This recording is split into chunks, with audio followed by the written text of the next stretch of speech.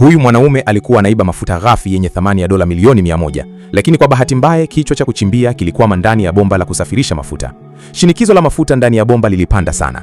Mwanaume alijaribu kukivuta kichwa cha kuchimbia, lakini ilikuwa tayari imechelewa. Mlipuko mkubwa wa mafuta na gesi ulitoka kwa nguvu. Pango lote liliteketezwa papo hapo na moto. Kwa bahati nzuri, alikimbia kwa kasi sana na akafanikiwa kuokoa maisha yake. Baada ya jaribio moja kushindwa, mwizi huyo wa mafuta alitumia dola milioni 1 kumwajiri Jack, mtaalamu mashuhuri wa uchimbaji.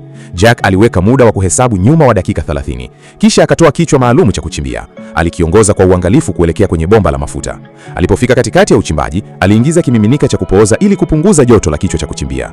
Wakati kichwa hicho kilipokuwa karibu kutoboa ukuta wa bomba, Jack alisimamisha kazi. Aliunganisha bomba la kuhamishia mafuta kwenye sehemu ya uchimbaji. Mara tu muda wa kuhesabu nyuma ulipofika 0, kiasi kikubwa cha mafuta ghafi kilianza kutiririka vizuri kupitia bomba hilo.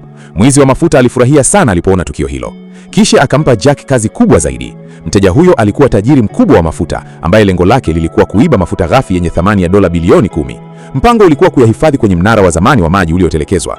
Ikiwa kazi hiyo ingefaulu, Jack angepokea zawadi ya dola milioni 100.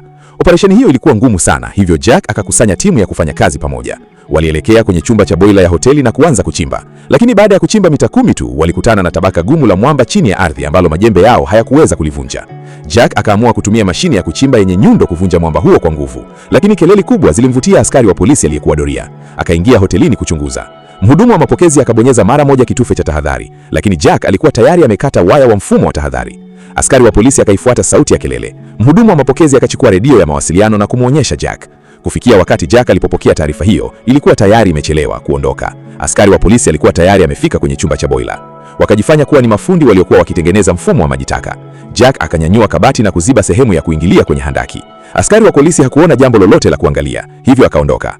Bado wakiwa na hofu, kundi hilo likaamua kusitisha kazi na kupumzika usiku huo. Lakini baada ya wao kuondoka, askari wa polisi alirudi tena, akagundua handaki ambalo Jack alikuwa amechimba. Baada ya uchunguzi, polisi wakathibitisha kuwa hilo ndilo handaki lililochimbwa na wezi wa mafuta. Mara moja wakaanza kupekua eneo lile kwa kutumia vifaa vya kugundua metali.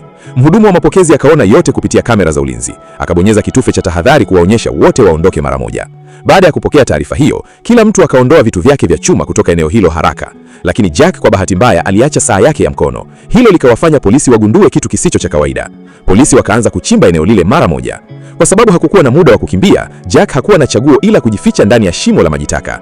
Walipotoka, waliona lango la ajabu la chuma. Hilo lilikuwa eneo kuu la mabomba, kitovu kinachoumisha mabomba yote. Kilichohitajia ni kutoboa bomba la mafuta na kuliunganisha na bomba la maji. Kisha mafuta yangetiririka moja kwa moja hadi kwenye mnara wa maji. Hivyo ndivyo walivyoweza kuiba mafuta kwa urahisi.